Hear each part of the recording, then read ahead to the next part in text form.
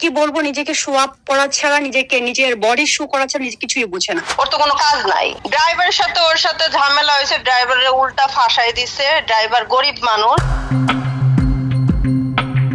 চলতি বছরের 21 জানুয়ারি চিত্রনায়িকা নিঝুম রুবিনাকে অপহরণের চেষ্টার ঘটনায় মিডিয়া পাড়ায় ব্যাপক আলোচনার সৃষ্টি হয়েছে। পরে এই ঘটনার উবার চালক মোহাম্মদ রকিকে গ্রেফতার করেন হাতিঝিল থানা পুলিশ। এই ঘটনায় উবার চালক মোহাম্মদ রকি 21 দিন কারাভোগের পর জামিনে মুক্তি পান। উবার চালক মোহাম্মদ রকির মাধ্যমে জানা যায়, উক্ত গাড়ির মালিক মডেল মারিয়ামি। ভুক্তভোগী নায়িকা নিঝুম রুবিনা তখন বিষয়টি নিয়ে গণমাধ্যমে জানান, পুলিশ তদন্ত করছে, কিন্তু এই ঘটনায় তিনি জড়িত কিনা তা এখনো বুঝতে পারছি না, বাকিটা আদালতের রায়।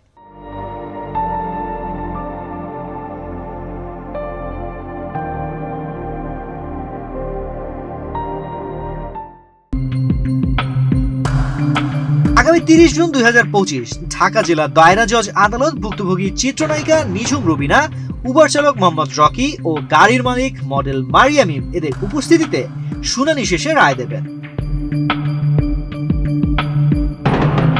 মামলার বাদী চিত্রনায়িকা নিঝুম রুবিনা তার আইনজীবী ও গাড়ির মালিক মডেল মারিয়ামি বাংলাদেশ প্রতিদিনকে জানান, মারিয়ামিম তো একটা স্টুপিড, কি বলবো। হ্যাঁ, ও তো কি বলবো, নিজেকে শো আপ করা ছাড়া, নিজের বডি শো করা ছাড়া কিছুই বুঝে না। নিজেকে এখন ভাইরাল রোগে ধরাচ্ছে। হ্যাঁ, তার তো কি বলবো, খেলা নিয়ে আমরা দেখেছেন না। তা আমি বলবো তার মধ্যে কোনো মনুষ্যত্ব বোধ নেই, তার মধ্যে কোনো কি বলবো একটা সে সুস্থ না। সে এক কথায় সে একটা অসুস্থ একটা মানুষ। সে অসুস্থ না হলে সে এই টাইপের কথা বলতেই পারে না। সে তো আমাকে কয়েকদিন আগে একজনের মাধ্যমে, আমাদেরই খুব ক্লোজ, আমার ফ্রেন্ডের মাধ্যমে সে আমার সাথে বসার জন্য সে ডাকলো যে সেটা ফয়সালা করতে চায়। আপনার চিত্রনায়িকা নিঝুম রুবিনাকে অপহরণ করার ক্ষেত্রে যে গাড়িটা ব্যবহার করা হয়েছিল, মালিকের নামটা আসছে মারিয়ামি। উনি এই গাড়িটার স্বত্বাধিকারী। ওর তো কোনো কাজ নাই। ও মুখে ফটং ফটং করলেই হবে।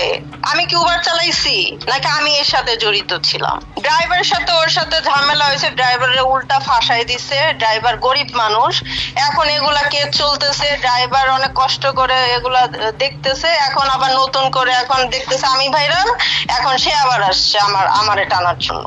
কারণ এগুলো তো অনেক আগেই হয়ে গেছে, সবকিছু 3-4 মাস আগে। সে কিন্তু বলছে যে আমরা এটা নিয়ে আবার সলভ করতে চাই, আর আমরা ঝামেলায় জড়াইতে চাই না। তো সবাই বসুক, আমরা বসে তাহলে কথা বলে সলভ করে ফেলি। সে আবার এখন সলভ করবে না, এই সেই।